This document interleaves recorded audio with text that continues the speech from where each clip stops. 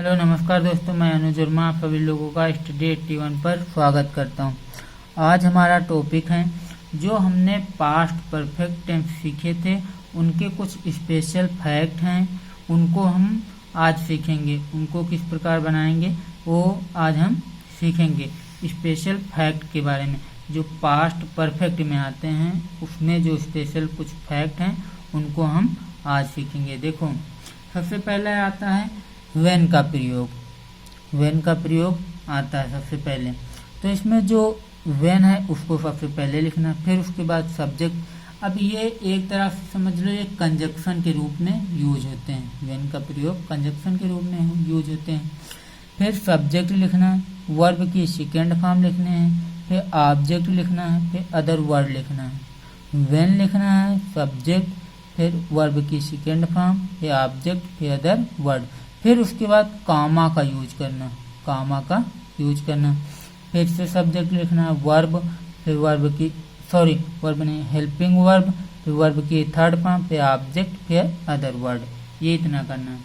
अब आओ इसको एग्जाम्पल के जरिए से अभी समझेंगे। देखो, सबसे पहले हमको करना क्या है, अगर व्हेन लिखना है, फिर सब्जेक्ट लिखना है, फिर वर्ब की सेकेंड फॉर्म लगानी है, फिर ऑब्जेक्ट लिखना है, फिर अदर वर्ड लिखना है, फिर कामा का यूज करना है, फिर सब्जेक्ट लिखना है, फिर हेल्पिंग वर्ब लगाना है, फिर वर्ब की थर्ड फॉर्म लगाना है, फिर ऑब्जेक्ट लिखना है, फिर अदर वर्ड लिखना है। अब देखो एग्जाम्पल, जिससे जब राम लक्ष्मण और सीता जी अयोध्या छोड़कर वनवास गए, तब राजा दशरथ ने दरबार में बहुत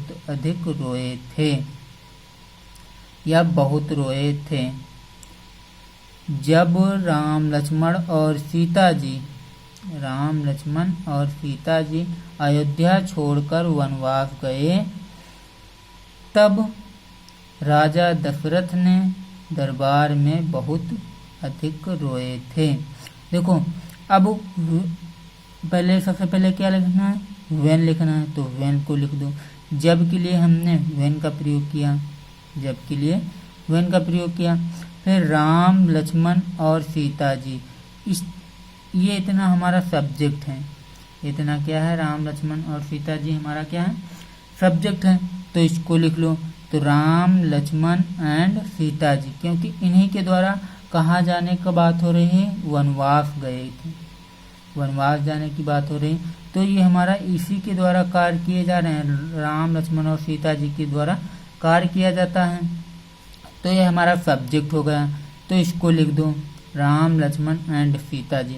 अब वर्ब की सेकेंड फॉर्म, तो वर्ब इसमें क्या है, गए, जाना, ये हमारी वर्ब है, तो इसकी सेकेंड फॉर्म वेंट हो गई।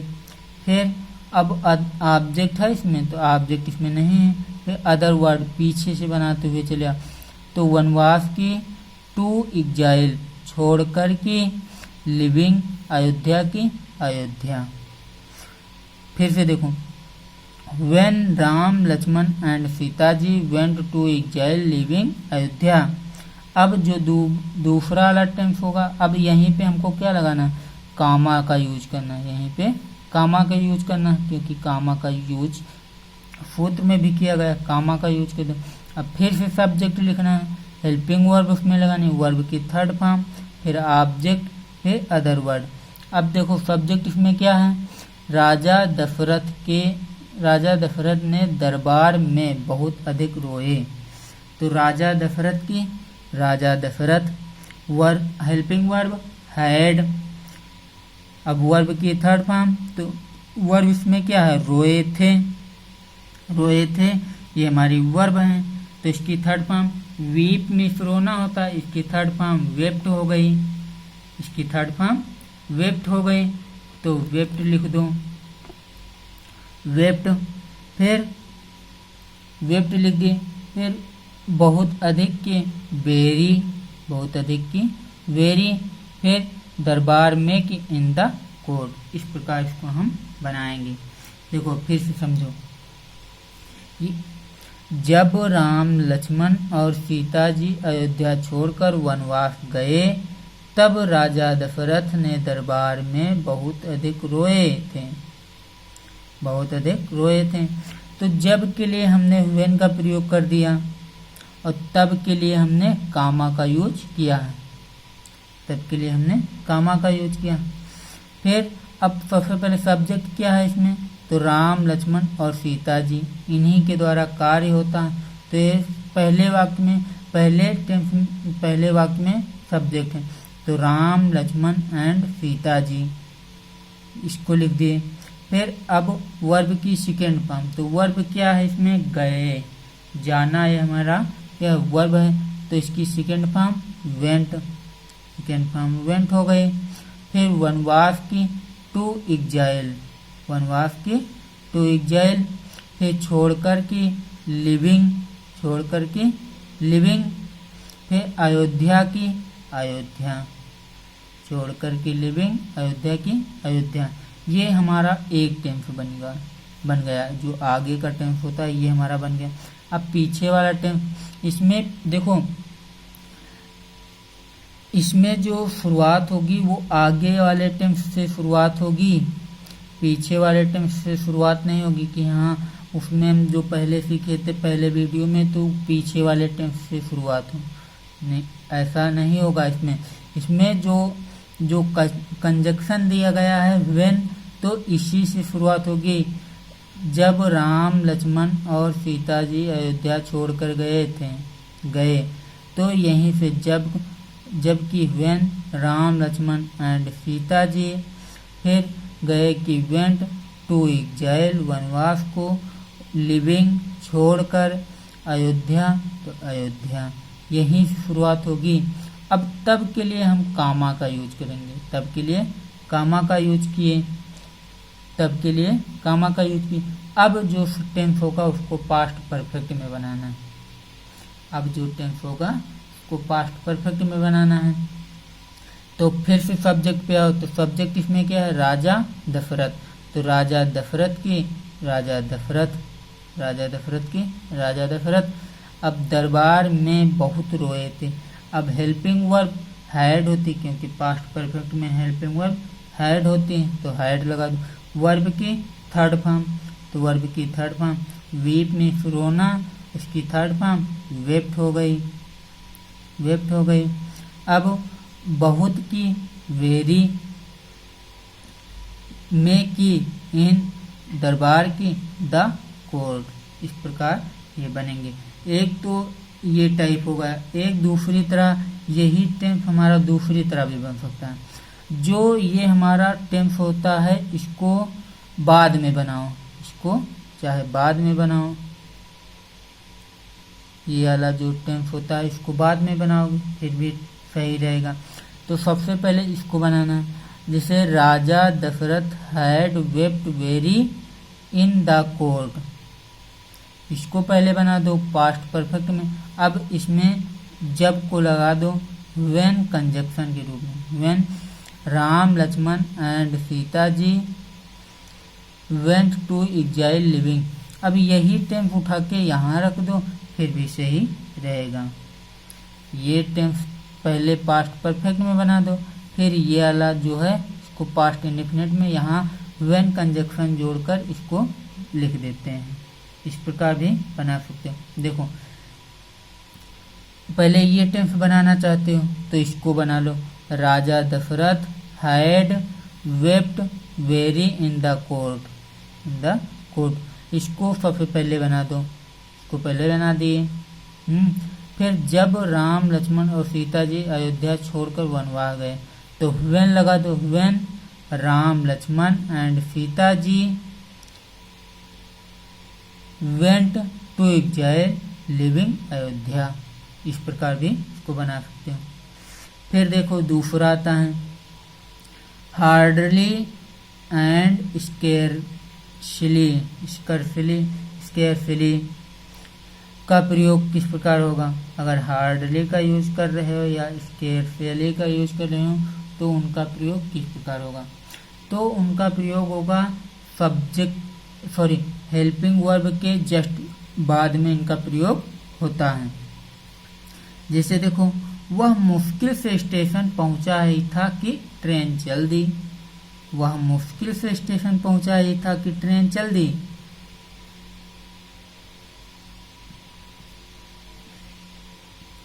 तो देखो, वह मुश्किल से ही स्टेशन पहुंचा ही था कि ट्रेन चल दी। देखो, पहले हमको क्या करना, सब्जेक्ट लिखना। तो सब्जेक्ट इसमें क्या है, वह है, तो वह के ही। फिर हेल्पिंग वर्ब हैड लगा देना है। फिर मुश्किल से के लिए हम हार्डली के यूज करेंगे, मुश्किल के लिए हार्डली।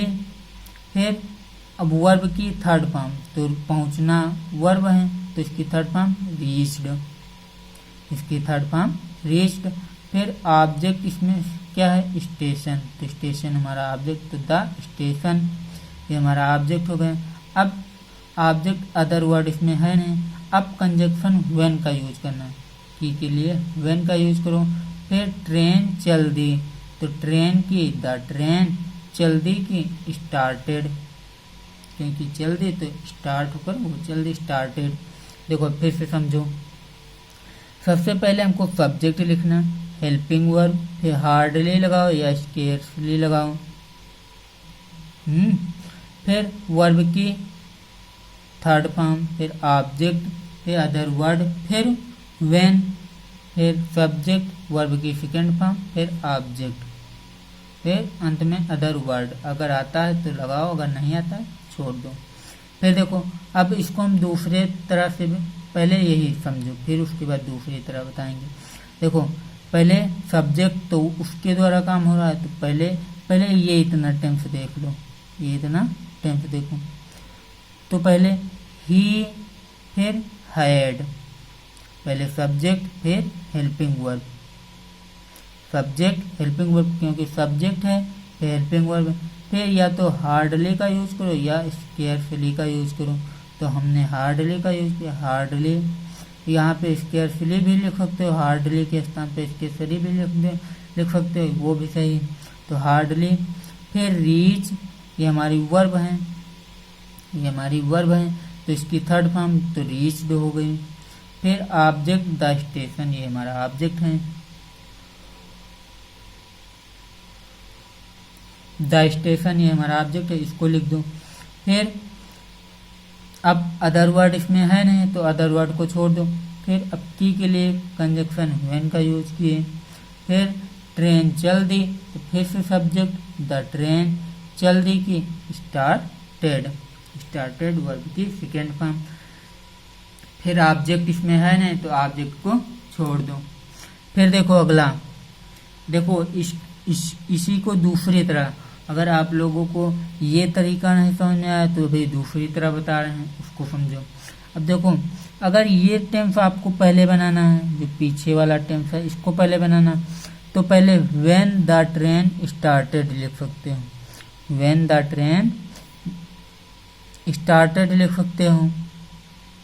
फिर अब कामा का यूज करो, क्योंकि एक टेंस ये हमारा समाप्त हो गया, कंजक्शन हमने पहले ही व्हेन यूज कर लिया, तो अब यहाँ पे कामा का यूज करो, कामा का यूज कर दी। अब ये टेंस हमको दोबारा बनाना, he had scarcely reached the station. अब इसमें स्केर्सली का यूज हुआ है, अब इसमें हार्डली का यूज हुआ। देखो, अगर दोनों वाक्यों को जोड़ना है तो चाहे इस तरह बना दो, he had hardly reached the station when the train started, या फिर दोनों वाक्यों के नहीं जोड़ रहे हो, कामा के जरिए से बना रहे हो, तो इस तरह बनाओ, व्हेन द ट्रेन स्टार्टेड। क्योंकि देखो, अगर इसमें व्हेन का प्रयोग कर रहे हो तो जो पीछे वाला टेंस होगा उसको पास्ट इंडेफिनिट में बनाना है, और जो आगे वाला होगा उसको पास्ट परफेक्ट में। अगर इसको सबसे पहले यूज कर रहे हो, जैसे he had hardly reached the station, तो इसको पास्ट परफेक्ट में, और व्हेन कंजक्शन के रूप में हो जाएगा, और इसमें कंजक्शन के रूप में कामा का यूज हुआ है। तो ये सबसे पहले देखो, इसमें सबसे पहले बना है, तो when the train started, when the train started, फिर comma he had scarcely reached the station. ये इतना करना है, ये इतना समझ में आया। फिर देखो, फिर आता अपूर्ण इच्छाएं प्रकट करने हैं। जो अपूर्ण इच्छाएं रह गए हैं उनको किस प्रकार हम चेंज करेंगे, बनाएंगे। जैसे सबसे पहले सब्जेक्ट लिखना है, सब्जेक्ट लिखना है, फिर विश लगाना है, क्योंकि इच्छाएं की बात हो रही है तो विश लगाना है। फिर सब्जेक्ट लिखना है, फिर हेल्पिंग वर्ब, फिर वर्ब की थर्ड फॉर्म, फिर ऑब्जेक्ट, फिर अदर वर्ड लिखना। ये इतना करना है। इसमें हमारा जो इच्छाएं रहेंगी वो अपूर्ण रहेंगी, जो इच्छाएं रहेंगी वो अपूर्ण रहेंगी, वो पूरी नहीं होंगी। इच्छाएं जैसे लिखा है अपूर्ण इच्छाएं प्रकट करने हैं, तो पहले सब्जेक्ट लिखना है, फिर विश लगाना है, क्योंकि इच्छा की बात आई तो विश लगाना है। फिर सब्जेक्ट लिखना है, फिर हेल्पिंग वर्ब, वर्ब की थर्ड फॉर्म, फिर ऑब्जेक्ट, फिर अदर वर्ड लिखना है। जैसे अब एग्जाम्पल के जरिए समझो। जैसे मेरी इच्छा है, मेरी इच्छा है कि मैं अपने माता पिता की शिक्षाओं पर ध्यान देता। मेरी इच्छा है कि मैं अपने माता पिता की शिक्षाओं पर या सलाहों पर ध्यान देता।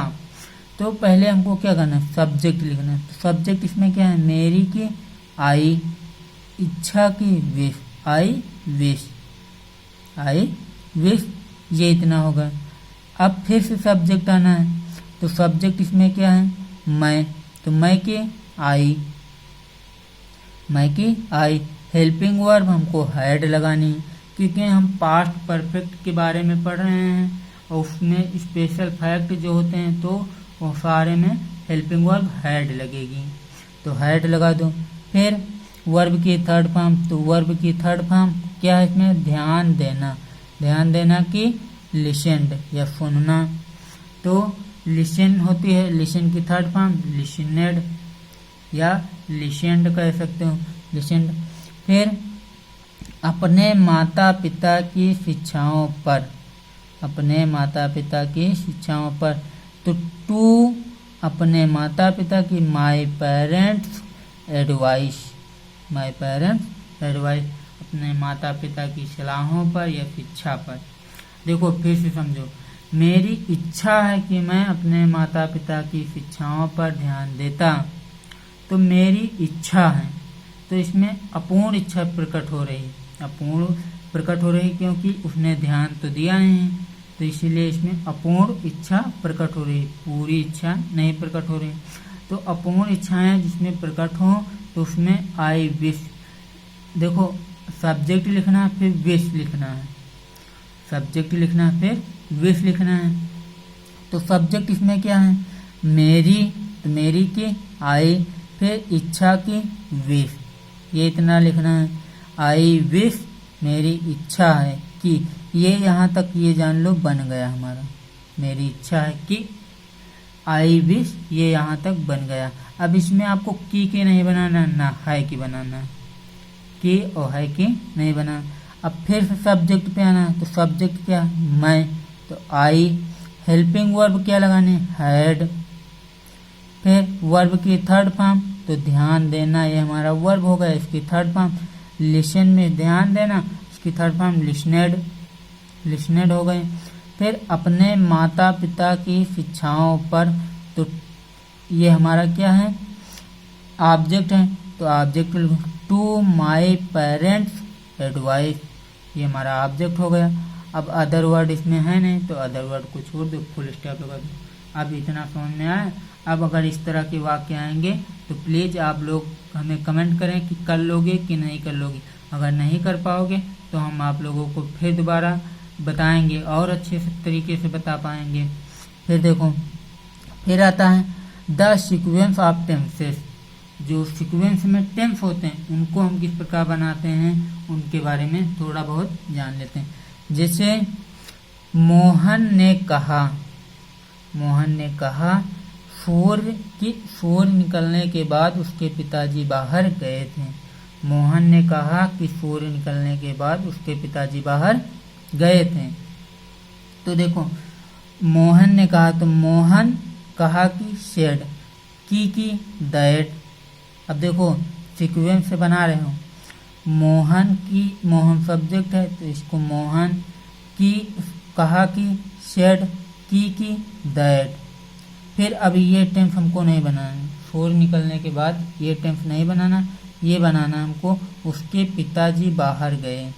तो हिज फादर गए थे तो वेंट आउट, वेंट मीन्स गए, आउट मीन्स बाहर। अब ये जो टेंस है इसको किस में बनाना, हमको पास्ट परफेक्ट में बनाना। बाद वाले टेंस आपको बताए हैं, अगर किसी में आफ्टर लगा हो तो जो शुरुआत का टेंस होता है, जो पहले वाला होता है, उसको हम बनाते हैं पास्ट इंडेफिनिट में, और जो बाद में आता है उसको बनाते हैं पास्ट परफेक्ट में। तो इसमें आफ्टर का यूज होगा, तो इसको जो पीछे वाला टेंस होगा इसको हम बनाएंगे पास्ट इंडेफिनिट में, जो आगे का उसको पास्ट परफेक्ट में। तो इसीलिए हमने वेंट इसकी सेकेंड फॉर्म यूज की। तो his father went out after लगा दिए। फिर 4 की द सन, फिर हेल्पिंग वर्ब हैड, फिर निकलना की थर्ड फॉर्म राइजन, निकलना की थर्ड फॉर्म राइजन। देखो फिर से समझो, जैसे मोहन की मोहन, कहा कि सेड, की दैट। बस यहाँ पे आपको रुकना है।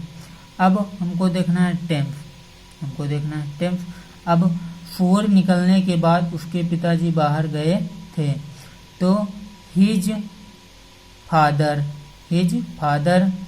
ये बनाना हमको पास्ट इंडेफिनिट में, क्योंकि ये अलग वाक्य हम आपको बताएं, जो पीछे का होता है वाक्य टेंस होता है उसको पास्ट इंडेफिनिट में, जो पहले वाला होता है उसको पास्ट परफेक्ट में। तो हिज फादर गए की वेंट, बाहर की आउट, के बाद की आफ्टर, 4 की द सन। अब इसमें हैड राइजन, निकलना की राइज की थर्ड फॉर्म राइजन। ये इतना समझ में है। फिर अगला देखो, सूर्यास्त होने से पहले तुमको अपने घर पर किसने बुलाया था, सूर्यास्त होने से पहले। अब देखो हु वाला आ गया है, अब इसमें क्या करना है हमको, जब हु वाले वाक्य आते हैं तो उसमें करना क्या है, देखो इसमें करना है हमको जो क्वेश्चन वर्ड होगा उसको सबसे पहले लिखना है, तो हु देखो किसने की, हु, हेल्पिंग वर्ब हैड लगाई जाती है, पहले वाले में हैड लगाई जाती हैं, हैड। फिर वर्ब की थर्ड फॉर्म, तो बुलाना की थर्ड फॉर्म कॉल्ड हो गई, कॉल्ड लिख दिए, या फिर कम भी लिख सकते हो, कॉल्ड। फिर तुमको की यू, फिर अपने घर पर की एट हिज हाउस, या हर लगा सकते हो, इसमें कोई क्लियर नहीं कि ये फेमिनाइन जेंडर है कि मैस्कुलिन जेंडर है, तो इसलिए इसमें या तो हर लगा सकते हो या फिर हिज लगा सकते हो। फिर पहले की बिफोर, अब ये वाला जो वाक्य होगा इसको पास्ट इंडेफिनिट में बनाना, तो द सन सेट, इस प्रकार इसको हम बनाएंगे। देखो फिर से समझो, बताए थे अगर हु वाले वाक्य हों तो जो उसमें टेंस बनता है, जो हु होता है यही हमारा कर्ता का कार्य करता है, तो सबसे पहले हु लिख दो, फिर हेल्पिंग वर्ब हैड लगा दो, फिर वर्ब की थर्ड फॉर्म कॉल्ड हो गई, क्योंकि बुलाना हमारी क्या है, क्रिया है, तो बुलाया की थर्ड फॉर्म कॉल्ड। फिर ऑब्जेक्ट तुमको है तो तुमको की यू, फिर अपने घर पर, ये हमारा अदर वर्ड है, तो एट हिज हाउस या फिर एट हर हाउस। फिर पहले की बिफोर, सूर्यास्त की द सन सेट। इस प्रकार इसको हम बनाएंगे, अंत में क्वेश्चन मार्क का चिन्ह लगा दो। फिर एक और देखो, सूर्योदय होने से पहले तुमने घर पर कितना खाना खाया था, सूर्योदय होने से पहले तुमने घर पर कितना खाना खाया था। अब देखो कितना, कितनी, कितने, या देखो इसमें आता how much, how many, which, whose, ये 4 तरह के वाक्य आते हैं। इनको हम किस प्रकार बना लेते हैं, जैसे इन्हीं के साथ में जो भी ऑब्जेक्ट जुड़ा रहता है, जो भी इन्हीं के साथ में नाउन या ऑब्जेक्ट जुड़ा रहता है उसको लिख देते हैं। तो जैसे पहले कितना, ये हमारा क्वेश्चन वर्ड है। खाना, अब खाना को हम तौल सकते हैं और इसको हम गिन तो सकते नहीं। तो हाउ कितना की, हाउ मच, फिर खाना की फूड। अब इसी के साथ में कितना खाना हो गया, how much food. Helping verb had, फिर सब्जेक्ट क्या है, तुमने। तो तुमने के द्वारा कार्य होता है, तुमने हमारा सब्जेक्ट है, तो तुमने की यू। फिर वर्ब क्या है, तो वर्ब खाया, खाया हमारी, खाया की थर्ड फॉर्म ईटेन, खाया की थर्ड फॉर्म ईटेन।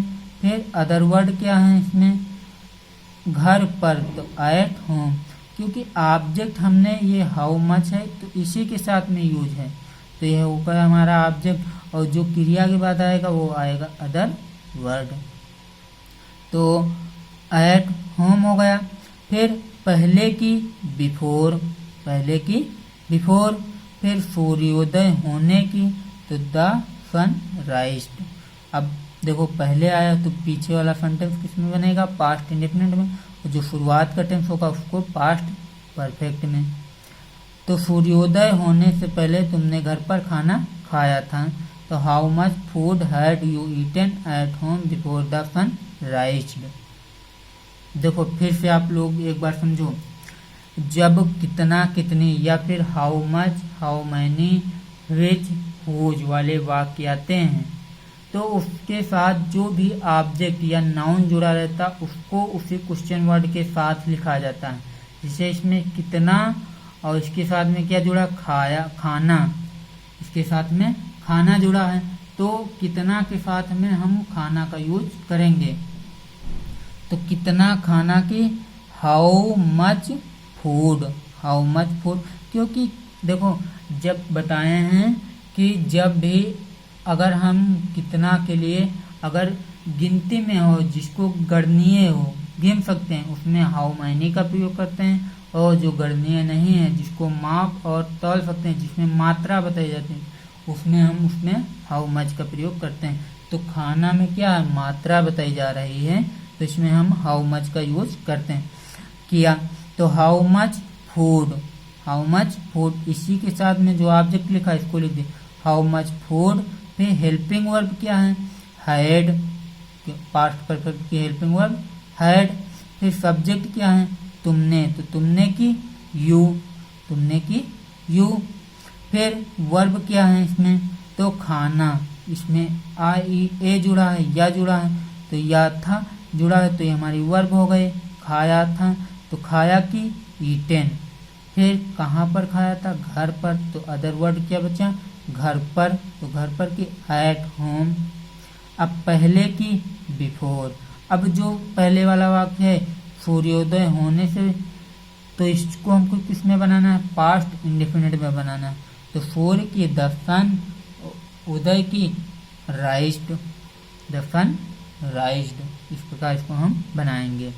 फिर देखो एक और वाक्य बचा है, उसने यह समाचार पहले कभी नहीं सुना था, उसने यह समाचार पहले कभी नहीं सुना था। तो देखो अब इस तरह के वाक्य हैं तो इसमें नेवर का यूज होता है, जब कभी नहीं वाक्य आ जाए तो उसमें नेवर का यूज होता है। और नेवर अगर हेल्पिंग वर्ब नहीं दिया होता तब उसमें वर्ब की हम सेकेंड फॉर्म यूज किए करते पास्ट इंडेफिनिट में। इसमें हेल्पिंग वर्ब दिया रहता है तो जो हेल्पिंग वर्ब होता है उसी के बाद नॉट का यूज नेवर का यूज कर देते हैं। जैसे उसने यह समाचार पहले कभी नहीं सुना, तो इसमें सबसे पहले हमको सब्जेक्ट पिक करना है, फिर हेल्पिंग वर्ब, फिर नेवर लगाना है, फिर वर्ब की थर्ड फॉर्म लिखने हैं, फिर ऑब्जेक्ट लिखना है, फिर अदर वर्ड लिखना है, फिर उसके बाद बिफोर लगाना है, बिफोर लगाना है। अगर ऑलरेडी लगाना चाहते हो तो नेवर के बाद ऑलरेडी का यूज कर दो। जस्ट हम क्रिया से पहले ऑलरेडी का यूज करते हैं। जैसे देखो इसमें काम किसके द्वारा किया जा रहा है, तो उसने के द्वारा कार्य किया जा रहा है, तो उसने की ही, ये हमारा सब्जेक्ट हो गया। अब हेल्पिंग वर्ब क्या होती है, हैड होती हैं, तो हैड का यूज कर दो।